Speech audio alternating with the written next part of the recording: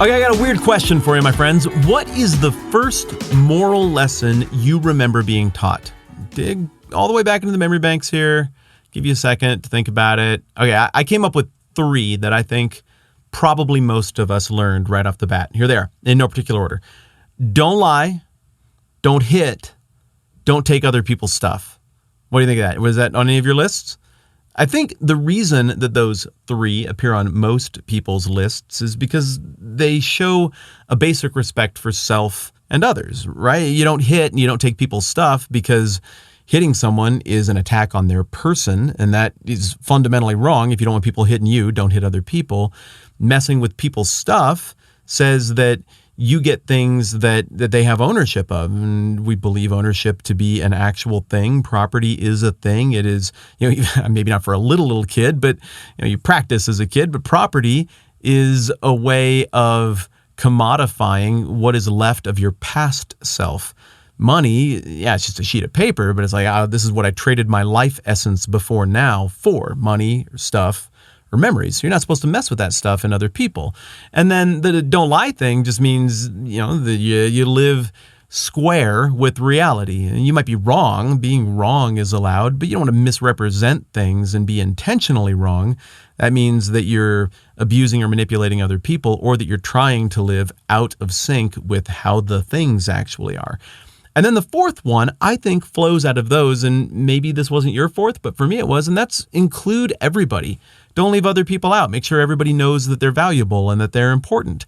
And it is amazing how these very basic moral lessons that we almost roll our eyes at because we've heard them so many times are actually the subject of a whole lot of the things that we feel friction with each other about, because sometimes we don't do these things. And then we disagree about who didn't do those things the most, or when, or where. And it really does explain a lot of the drama of humanity and politics and fighting throughout the years. But I want to focus on that last one, the childhood lesson about including everybody, because it looks like Jesus himself, the author of morality, if the Bible is to be believed, is disregarding that rule right here as we get into Matthew chapter 10. We'll look at exactly how in just a second. Here's a quick reset. We've gone all the way through the first 9 chapters of the book of Matthew. And what we got is a Jesus who seems really cool, really interesting and compelling to people. He says very interesting things. He says things that characterize him as a king of this great kingdom that you can't really see yet, but the values of the kingdom are present, and the kingdom is becoming more present, and you can be a part of the kingdom if you want to, and you should be a part of the kingdom. And the kingdom is the fulfillment of all the religious stuff you've been doing around here in the past. He says that to the people of Israel. And then he demonstrates tremendous authority over all these different things that nobody has authority over, and everybody's very, very intrigued. And then at the end of chapter 9, and as we get into chapter 10, he connects with his disciples, his inner circle, the 12 disciples. He's like, hey, we are about to take this thing from something that is very, very local to the next stage toward this thing becoming much, much, much bigger. And what he's about to lay out in chapter 10 to his 12 apostles as he sends them out to go and take the first steps in the kingdom thing going bigger is he lays out a local plan. Here's how we're going to go and talk with people in our neck of the woods. But here eventually is what you're going to do to take this thing beyond our boundaries, to take this from a little local regional thing to a super regional thing, and eventually to a global thing, because it's not a kingdom, it's the kingdom, and it's supposed to go everywhere. So what you would expect as we get into this second great big speech of the Gospel of Matthew, some people call this the missional discourse and follow up to the first great big speech, which is the Sermon on the Mount, of course, you'd expect for Jesus to be like, hey, remember, this thing from the time of Abraham was meant for everyone. We're going to expand our circle right now as big as we possibly can. So I want you 12 to go to the ends of the earth and start telling people about this stuff. Question, what about like language and everything? Don't worry about it. I have things I can do to get around the language barrier. We just need you to go big right now. But he doesn't do that. Instead, he uses language that seems to contradict the basic morality that we got taught as kids, and that the trajectory of the Bible is pointing toward, and that Jesus has already affirmed in Matthew about including people. Picking it up in Matthew 10, verse 5, it says, "These 12 Jesus sent out with the following instructions." We listed the 12 last time around. "Do not go among the Gentiles or enter any town of the Samaritans. Go rather to the lost sheep of Israel." Wait, what? I mean, it's such a disappointment right off the bat. Again, especially because it seems like Matthew and Jesus' life and God are all about people beyond even just the Jewish people. I mean, you got this business about the king of the Jews getting it wrong, Herod, but the outsiders from the east, the wise men, they get it right. And I'm going to flip over here in a second. It's noisy for a minute. Matthew chapter 4, verses 14 through 16. And this is where you get all of the language about how Jesus is fulfilling prophecy and the people have seen a great light and that all of this stuff is happening in Galilee, even Galilee of the Gentiles. And so, okay, this is all warming up and ramping up towards something that goes way beyond the boundaries of Israel. And then verse 25 of Matthew 4, I mean, the verse literally before the Sermon on the Mount gets started is large crowds from Galilee, the Decapolis, Jerusalem, Judea, and the region across the Jordan followed him. And so it's a mixed group of people. Jesus takes those people up on the hill and talks to them about the kingdom. He seems to be inviting them to the kingdom. Why then would he do this exclusive cool kid table when I was just giving him credit for being the cool kid in 8th grade that invited everybody to the table? Well, you're smart, and you can tell that I'm setting up a little bit of a false tension here. But the reality that we're getting is that there is a thing that is unfolding, not a thing that is happening in one phase. Much like a local restaurant that grows up to have 3 or 4 locations in the same town that then becomes regional, then super regional, then national, then maybe even global, this is following the same trajectory. Right now, like we talked about yesterday, no one is thinking in terms of a multi-ethnic religion. Nobody on earth. Nobody is thinking in terms of worshiping some other group of people's God. That's crazy. Like, I can't even fathom rooting for the Kansas City Chiefs, no matter how good they might be, because that's Kansas City's team. And I'm from Colorado. I root for Denver, whether they're terrible or not. And if you can understand that and then multiply by like 1,000, you can understand how just utterly foreign the concept would be of having a global religion or worshiping somebody else's God. It seems that Jesus and the Bible are making it very clear that the trajectory toward including everyone is happening, but right now only one guy is bought in, and it's Jesus.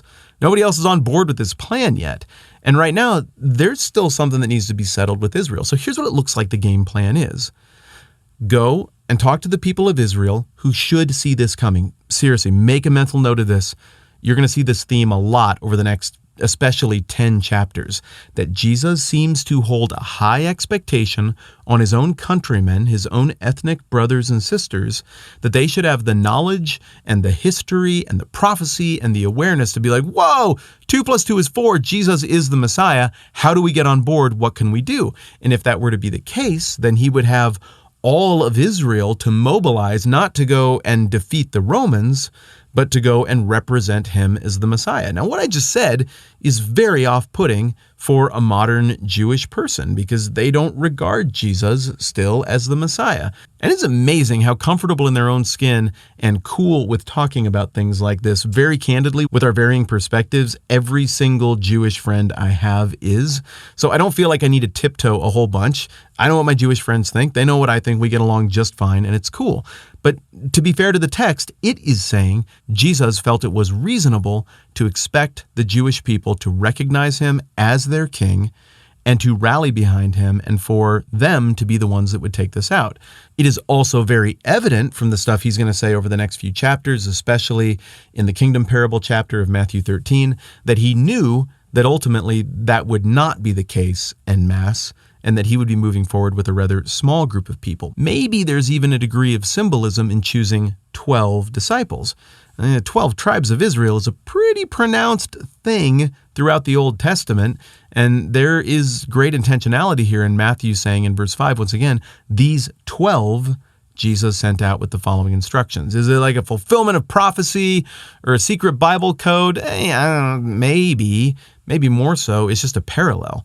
We have all this language in here that indicates that Matthew understands Jesus to be a new Moses, a new and greater Moses, a new and greater even Abraham, in the sense that he is building a new family of faith, not rooted in ethnicity, but rooted in belief, rooted in assuming the right posture before the king. And even John the Baptist is hitting that theme when he interacts with the Pharisees, Sadducees, or whatever, in chapter 3 with all of that language about, the axe is already at the root of the tree, God can raise up children from these stones and all of that business. So the short-term plan would seem to be that right now the disciples are getting sent out on a unique job that is not the job of you or me or anybody who read this after the fact, after Jesus was crucified and resurrected. Rather, their job right now is go get their feet wet, go talk to a bunch of people, see how many of their neighbors and initial contacts might recognize who Jesus is and come to the conclusion that maybe he is the Messiah and jump in. Ultimately, this is going to go to the larger audience. And how do I know that? Well, because like 10 verses later, Jesus starts talking about that as well. But if we want to interpret Matthew and Jesus' actions throughout the rest of Matthew well, we got to linger on those 2 verses and pay real close attention to the fact that Jesus seems to view his immediate mission in terms of preaching and teaching and miracles and stuff like that to be reaching the, quote, lost sheep of Israel. I wrote down verses and stuff that we were going to look at about the lost sheep thing. Maybe we'll do a cleanup day tomorrow where we hit that and a couple other questions we haven't touched on yet. He's going to preach to the lost sheep of Israel. He's going to articulate how he is the fulfillment of everything predicted in the Old Testament. The Old Testament broke out the bop, ba-da-da-da. Jesus breaks out the bop, bop. See, guys, it's me.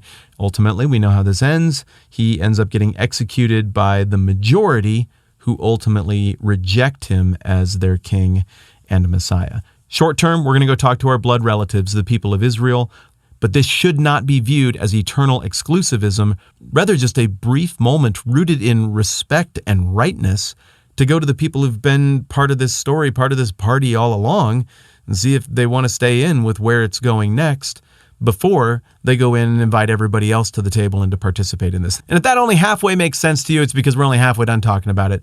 So we will pick it up there, look at the next couple of verses, and flesh out this idea a little bit more tomorrow. In the meantime, I think we should not hurt people or hit people or take their stuff. And I think we should include everybody and be nice. And I think we should not lie. It really wasn't the point of the whole episode, but it just seemed like one of those things that I can always use to be reminded of. I'm Matt. This is a 10-Minute Bible Hour podcast. Let's do this again soon.